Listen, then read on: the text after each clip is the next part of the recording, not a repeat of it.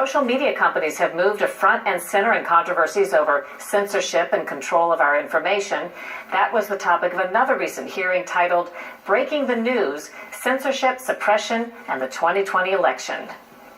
Twitter drew controversy shortly before the election when it censored the New York Post article. It was about controversies surrounding Joe Biden's son Hunter, his foreign business deals, and contents alleged to be on his laptop computer. Thank you. The floor is yours.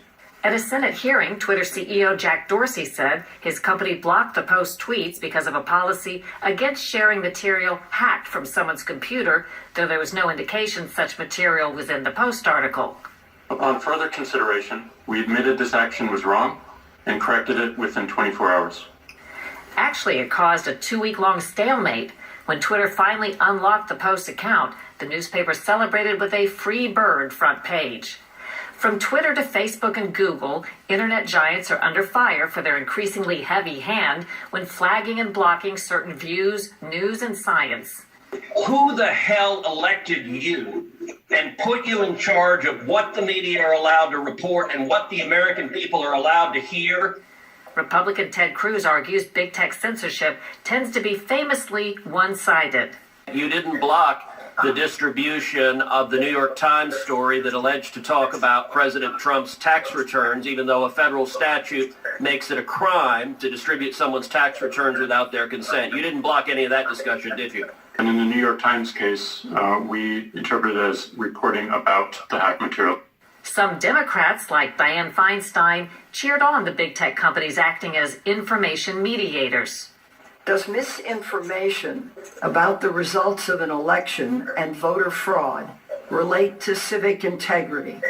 Yes, it does, and we label those tweets. Republican Lindsey Graham questioned Facebook founder Mark Zuckerberg. When it comes to fact-checking, would you give us a list of the people you use to fact-check? Senator, yes.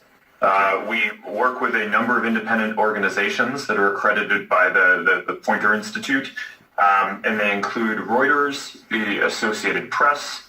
Critics say the problem is those very groups are not independent and have themselves made egregious reporting errors. By big tech companies injecting themselves into content decisions, they've transformed from website publishers or platforms into editorial publishers, according to some. The editorial decision at the New York Post to run the story was overridden by Twitter and Facebook in different fashions to prevent its dissemination. Now, if that's not making an editorial decision, I don't know what would be. That matters because entities that make editorial decisions aren't entitled to the same legal protection from lawsuits brought by those who have their material banned or censored under a law called Section 230. But Zuckerberg argues they do not qualify as a news content publisher.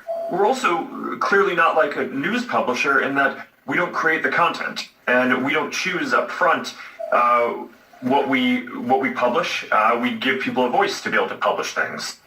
Congress is considering stripping Section 230 protections from the big tech companies, but hasn't voted to do so yet.